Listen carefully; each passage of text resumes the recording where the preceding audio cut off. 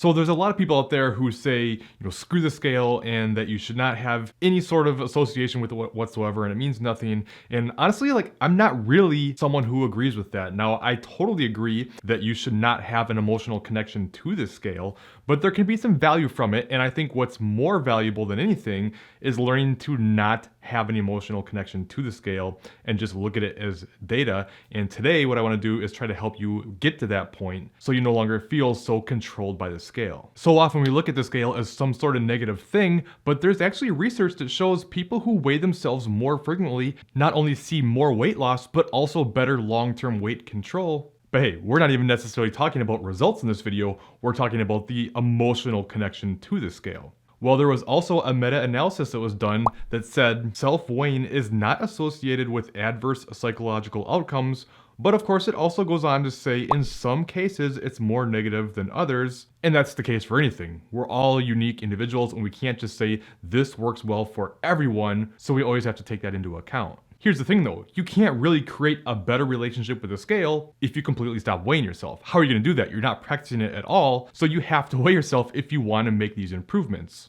And one of the biggest things you need to understand is scale weight fluctuates on a daily basis up to several pounds for many reasons, none of which have anything to do with body fat. So that's step number one, is understanding that just because the scale goes up or down does not mean that you gained or lost body fat. Short-term fluctuations in scale weight are all basically water weight. It's things like hormone, stress, sleep, sodium intake, how much food is still digesting in your system, how many fluids you drank, training inflammation, etc., etc. There's so many different reasons. It's not body fat. Not only that, but the less you weigh yourself, the more pressure you're gonna put on every single time you step on that scale. So while you may not like getting on that scale, learning to do it more frequently, which I'm gonna talk about in a minute for how often you should weigh yourself, but it helps you see these fluctuations. And you can't place so much emphasis on it because there's so many different reasons why it goes up and down.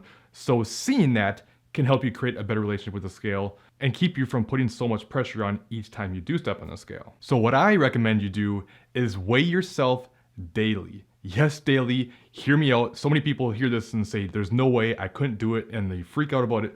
Stick with me here, I'm telling you, probably 95% or more of people who do this end up creating a better relationship with the scale. And what we do is we take an average for the week and look at that each week and compare the average instead of looking at singular days. What you want to do is weigh yourself first thing in the morning after going to the bathroom and before eating or drinking anything while being nude or at least in the exact same clothes, because this is going to be the most consistent time of the day. You're taking away things like how much food you ate, digestion and stuff like that by waking up on an empty stomach and getting a reading then. So by doing this, now every time you step on the scale, it's only 1/7 of your weight. It takes away a lot of those fluctuations and gives you a more accurate representation of what things actually look like, which not only is that mentally helpful, but the problem is if you do something like a weekly weigh-in, like a lot of people do, your weight could be up or down significantly on that day and you would never know it because you have no other data to go by. So there can be cases where I've seen this, and I'll show you some examples, where if you did an average for the week, you would have seen a 1 or 2 pound loss on the scale,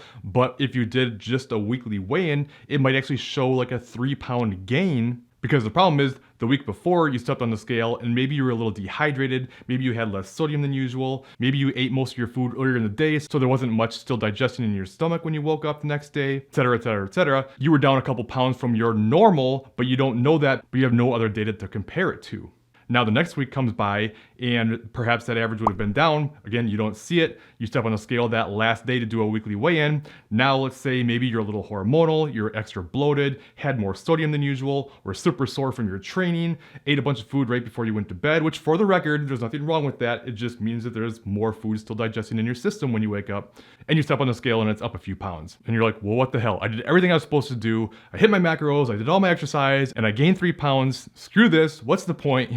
It takes away that possibility, and it just goes to show why you can't look at just one snapshot in time and place so much emphasis on it. Now, of course, we can't only look at weight. I'm not saying that weight is the be-all end-all and that's the only thing that we should focus our attention on. Absolutely not. In fact, it's probably the least important thing that we're looking at because you don't really care how much you actually weigh, right? You care about your body composition. So we want to look at pictures. We want to look at measurements. We want to pay attention to how our clothes are fitting and things like that. But that doesn't mean that there's no value in looking at the scale either. In fact, you can see positive changes in body composition without any movement in the scale, especially if you're new to strength training. You may start building more muscle and you might even see the scale go up, but your body composition improve. There's nothing wrong with weighing yourself.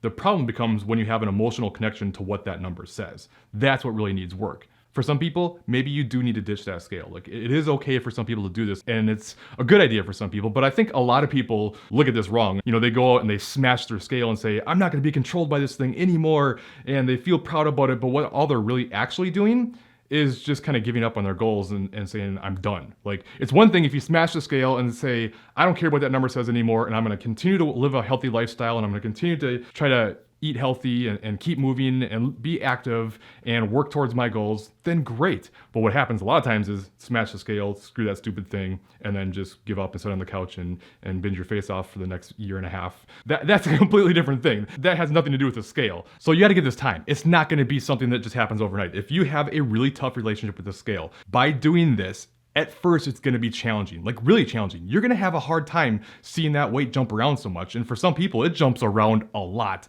and that can mess with you. But once you do it for a longer period of time, you continue to get used to it, over time, things will improve. And like I said, almost everybody ends up creating a better relationship with the scale by doing this. But there's always gonna be some rare examples of people who they can't do it and they need to ditch it. And there's nothing wrong with that. Now, another problem with not weighing yourself is especially if you start getting frustrated with your lack of progress and say it's not worth the effort, and you stop paying attention to what you're doing, you stop working out, you stop trying to monitor your nutrition, and you just kind of say, F it, it's not worth it. Even in that situation, I would highly recommend you keep weighing yourself. Almost nobody's gonna do this, but it would be very valuable to continue to do it. And the reason for this is because it's gonna keep things from getting out of hand, right? When we get frustrated and we give up, we really love to live in denial and act like things are better than they actually are. And what ends up happening is you stop weighing yourself and all of a sudden, 6 months have passed and you step on the scale again and all of a sudden you're up 30, 40 pounds and you're like, well, what the hell just happened? Oh crap, what have I done? All right, that's not gonna happen if you keep weighing yourself. You're not gonna like seeing the scale go up, but at a certain point, it's gonna stop you in your tracks and say, okay, like I need to get it together here. I can't keep going down this path or things are gonna get out of hand.